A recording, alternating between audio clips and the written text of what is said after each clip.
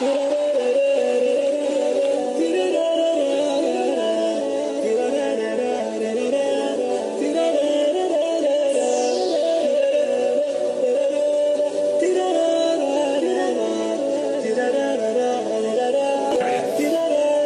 man has been humiliated in this dunya by Allah subhanahu wa ta'ala, and few people could have believed that would be the case only a few months ago. Gaddafi is gone. Takbir! And also, though holding on to his job by his fingernails, Gilani is gone. Amazingly enough, some of you here would have been with us outside the hotel in London where this thief and corrupt politician was staying after his government abducted Naveed Bhatt, the spokesman for Hizb ut-Tahrir in Pakistan, and he was heavily accounted there, and now he's gone.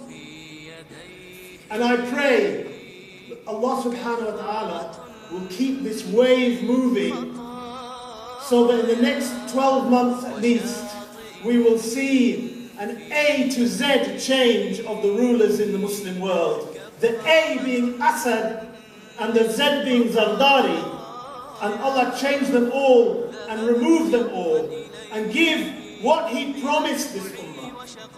What He promised this ummah in those ayat that we were hearing beautifully recited to us.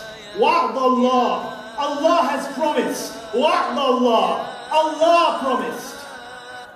الَّذِينَ آمَنُوا مِنْكُمْ وَعَمِلُوا الصَّالِحَاتِ. To those of you who believed and did righteous good deeds. لَيَسْتَخْلِفَنَّهُمْ فِي الْأَرْضِ. That He will give you authority on this earth. A promise from the Lord of the heavens and the earth. A promise from Allah. And it's a lesson to all of us, those of us who see events changing on the ground in a very positive way, and we feel our hearts rise. We see the overthrow of Mubarak and Gaddafi and Ben Ali, and we feel happy. And then we see what Assad is doing to the Muslims in Syria, to the people in Syria, and we feel sad.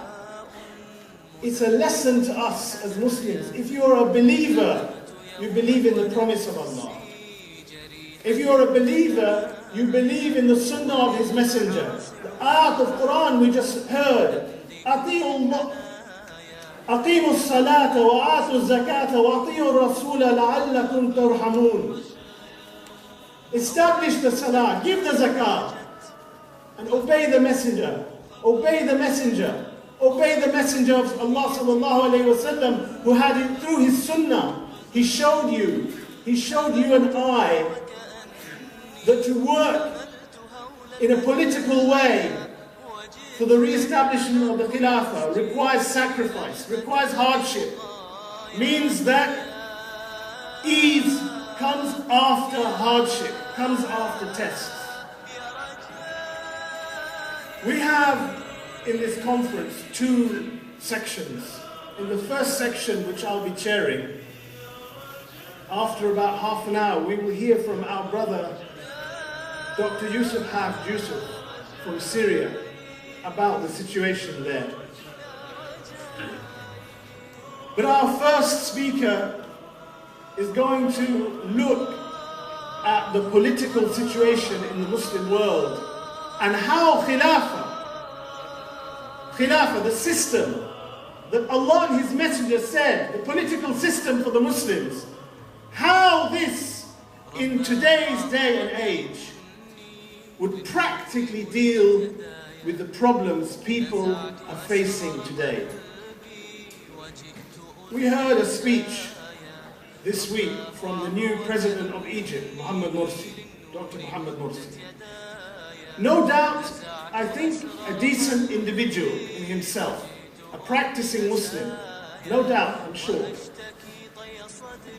And in his opening speech, he said some very contradictory things. He said that the Muslims should only obey him or listen to him or be loyal to him if he obeys Allah and His Messenger. And he said he wants to do nothing to displease Allah subhanahu wa ta'ala. And he then went on to say that he will honor all the international agreements that Egypt has, which would include the Camp David Agreement, making peace with the Zionist occupiers of Palestine. It would include, as he said today again, that he would run a civil, democratic, nationalist state.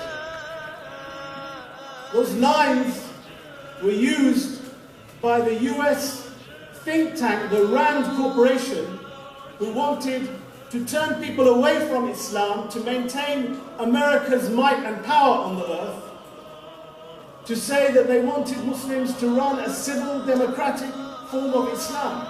And now people in the Muslim world, after the removal of these tyrants, are offering to do that.